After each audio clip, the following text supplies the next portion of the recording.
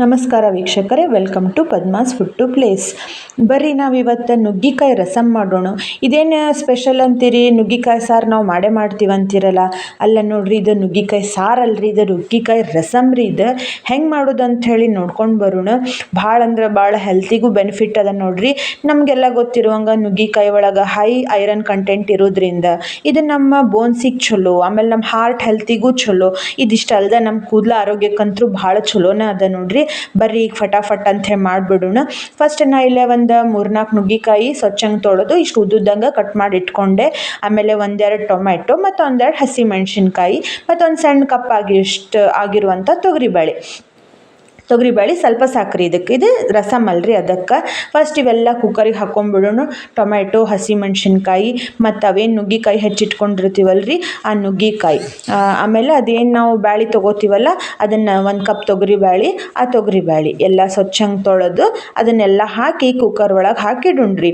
ಈ ರಸಮ್ ನೋಡ್ರಿ, ಇದು ಮಸ್ತ್ ಅಂದ್ರೆ ಯಾಕೆ ಡಿಫ್ರೆಂಟ್ ಅದ ಅಂತ ಹೇಳಿ ನಿಮಗೆ ಈಗ ಗೊತ್ತಾಗ್ತದೆ ನೋಡ್ರಿ. ನಾ ಮಾಡ್ಕೊತ ಹೋಗ್ತೀನಿ ನೋಡ್ರಿ. ನೀವು ಈ ರಸಮ್ ಅಂತೂ ಈ ಮಳೆಗಾಲಕ್ಕಂತೂ ಮಾಡಲೇಬೇಕು ನೋಡ್ರಿ. ಭಾಳ ಹೆಲ್ತಿಗೂ ಹಂಗೆ ಅದ, ಆಮೇಲೆ ರುಚಿನೂ ಹಂಗೆ ಅದ ನೋಡ್ರಿ. ಇದು ಹಂಗೆ ಸೂಪ್ ಟೈಪ್ ಕುಡಿಲಿಕ್ಕೂ ಮಸ್ತ್ ಆಗ್ತದೆ. ಈಗ ಅರಿಶಿನ ಪುಡಿ ಅದು ಹಾಕಿ ಈಗ ಕುಕ್ಕರ್ ಒಂದು 3-4 ಸೀಟಿ ಆಗುವಷ್ಟು ಇಟ್ಟೆ. ಅಲ್ಲಿ ಕುಕ್ಕರ್ ಆಗುತ್ತಾನ ನಾವು ಒಂದು ಮಸಾಲೆ ಮಾಡ್ಕೊಳ್ಳೋಣ. ಒಂದು 3 ಸ್ಪೂನು ಕಾಳು ಮೆಣಸು ಮತ್ತು 1-2 ಸ್ಪೂನು ಜೀರಿಗೆ ಹಾಕಿದೆ. ಆ್ಯಕ್ಚುಲಿ ಇದಕ್ಕೆ ಮಸಾಲೆ, ಮತ್ತು ಬೇರೆ ನಾವು ಮಸಾಲೆ ಹಾಕಂಗಿಲ್ಲ. ಆಮೇಲೆ ಒಂದು ಸ್ವಲ್ಪ ಹಸಿ ಕೊಬ್ಬರಿ ಇದಿಷ್ಟು ಹಾಕಿ ತರಿಯಾಗಿ ಅಥವಾ ಸಣ್ಣಂಗೆ ರುಬ್ಕೋಬೇಕು. ಇದನ್ನು ನೀರು ಹಾಕೋದೇನು ಬೇಡ, ಹಂಗೆ ರುಬ್ಬಿದ್ರು ಸಾಕು. ಈಗ ಒಂದು 3-4 ಸೀಟಿ ಆಯ್ತು ನೋಡ್ರಿ. ಈಗ ಇದು ಕುಕ್ಕರ್ ತಣ್ಣಗಾಯ್ತು. ಈಗ ತೆಗಿಯೋಣ ಇದನ್ನು. ನೋಡ್ರಿ ಎಷ್ಟು ಹಣ್ಣಂಗೆ ಬಂದದ. ಈಗ ಇದನ್ನು ಫುಲ್ ಮ್ಯಾಶ್ ಮಾಡ್ಬೇಕು ನೋಡ್ರಿ. ಅದೇನು ನಾವು ಕುಕ್ಕರ್ ಒಳಗೆ ಮಾಡ್ಕೊಂಡಿರ್ತೀವಲ್ಲ ಫುಲ್ ಮ್ಯಾಶ್ ಮಾಡ್ಕೋಬೇಕ್ರಿ.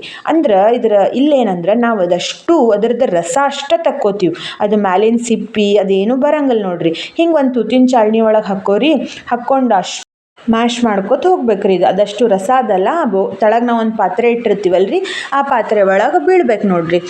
ಇದಿಷ್ಟು ಹಾಕ್ಕೊಂಡೆ ಸ್ವಲ್ಪ ಮೇಲೆ ಬೇಕಂದ್ರೆ ನೀರು ಹಾಕೋರಿ. ಇನ್ನೂ ಸ್ವಲ್ಪ ರಸ ಗಿಸ ಏನಾರ ಇದ್ರೆ ಅದಷ್ಟು ತಳಗೆ ಪಾತ್ರೆಗೆ ಹೋಗ್ತದೆ. ಇದಿಷ್ಟು ಆತಲ್ರಿ, ಇದನ್ನು ಸೈಡಿಗೆ ಇಡೋಣ. ಈಗ ಇದಕ್ಕೊಂದು ಒಗ್ಗರಣೆ ಮಾಡೋಣ. ಹಿಂಗೆ ನೋಡ್ರಿ, ಇದಷ್ಟು ಅದರದ್ದು ಈಗೇನು ನುಗ್ಗಿಕಾಯಿ, ಟೊಮೆಟೊ, ಬ್ಯಾಳಿ ಎಲ್ಲ ಅದರಿ. ಈಗ ಇದ್ರಾಗ ಒಂದು ಒಗ್ಗರಣೆ ನಾ ಇಲ್ಲಿ ತೆಂಗಿನ ಎಣ್ಣೆ ಹಾಕ್ಕೊಂಡೆ. ನೀವು ಬೇಕಂದ್ರೆ ಸಾದಾ ಎಣ್ಣೆನೂ ಹಾಕ್ಕೋಬೋದು. ಸಾಸಿವೆ, ಜೀರಿಗೆ, ಆಮೇಲೆ ಇದೇ ಟೈಮ್ನಾಗ ನೀವು ಬೇಕನ್ನೋರು ಬೆಳ್ಳುಳ್ಳಿನೂ ಹಾಕ್ಕೋಬೋದು ಒಗ್ಗರಣೆಗೆ. ನಾವು ಬೆಳ್ಳುಳ್ಳಿ ಹಾಕಲಿಲ್ಲ, ನೀವು ಬೇಕಂದ್ರೆ ಬೆಳ್ಳುಳ್ಳಿ ಹಾಕೋರಿ, ಇನ್ನೂ ಸ್ವಲ್ಪ ರುಚಿ ಅನ್ನಿಸ್ತದೆ. ಅರಿಶಿನ ಪುಡಿ ಇದು ಹಾಕ್ಕೊಂಡು ಅದೇನು ನಾವು ರಸ ತೆಗೆದು ಇಟ್ಕೊಂಡಿರ್ತೀವಲ್ಲ ನುಗ್ಗಿಕಾಯ್ದೆಲ್ಲ, ಅದು ಇದಕ್ಕೆ ಹಾಕ್ಬೇಕು ನೋಡ್ರಿ.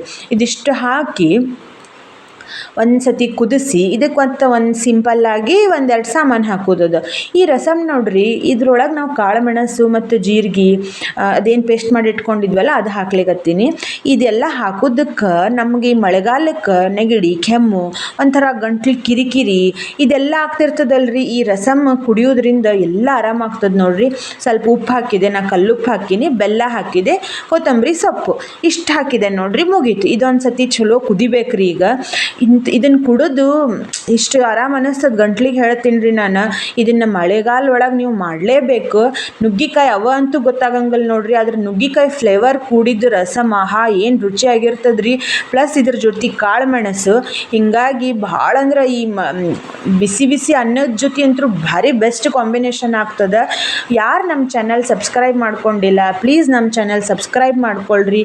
ನಾವು ಮಾಡೋ ಅಡುಗೆ ನಿಮಗೆ ಹೆಂಗೆ ಅನ್ನಿಸ್ತದೆ ನಮಗೆ ತಿಳಿಸ್ರಿ ವೀಕ್ಷಕರೇ.